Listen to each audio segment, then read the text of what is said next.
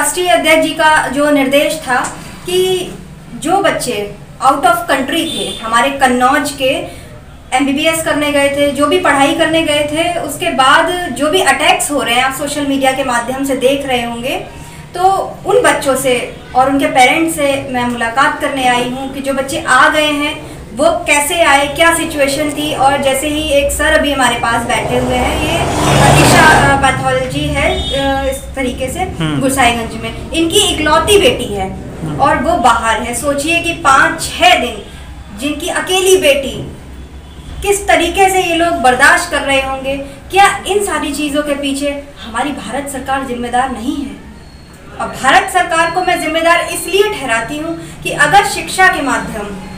चाहे फीस को लेकर हो, चाहे किसी भी चीज़ को लेकर हो,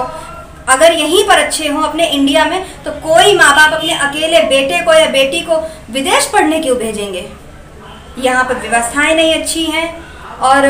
करप्शन जैसी चीज़ें भी हैं जिस वजह से पेरेंट्स बाहर भेजा करते हैं। और आज सिचुएशन ऐसी है कि हमारे देश के जाने कितने होनहार छात्र अपने देश में बेहतर व्यवस्थाएं ना होने की वजह से विदेश पढ़ाई करने के लिए जा रहे हैं और जाने कितने छात्रों को हम लोगों ने खो दिया होगा। और ईश्वर मालिक है कि आपने केंद्र सरकार पे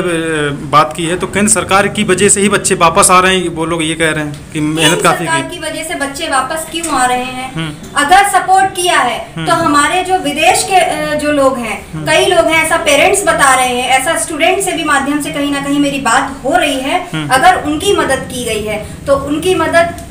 विदेश में तब भी कर दी गई है, पर अपने देश में क्या हमारे लिए ऐसा कर दिया जिससे बच्चे सुरक्षित पहुंचे? ये एकदम मदद नहीं हो सकती थी मैडम, इसलिए नहीं हो सकती थी क्योंकि जो वहाँ के एकदम 100 या 50 हम एकदम फ्लाइटें भेज देते तो युद्ध जैसी स्थिति में तो एकदम सब नहीं आ पाएंगे ना, धीरे धीरे सब आ पाएंगे। आपको पहले से पता था कि ऐसा है और हमारे प्रधानमंत्री महोदय चाहे तो वो इस युद्ध को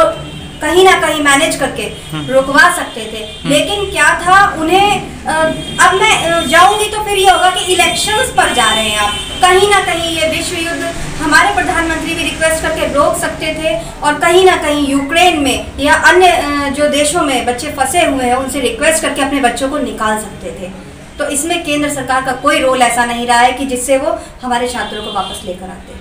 और हमने कई छात्र खोए हैं उसमें। क्या यही मदद की है केंद्र सरकार ने हमारी? और बाकी सारी स्थितियां हैं, हम लोग धीमे धीमे पता करते रहेंगे। आगे सरकार से मांग रहेगी कि जो बच्चे आ रहे हैं वापस, उनकी शिक्षा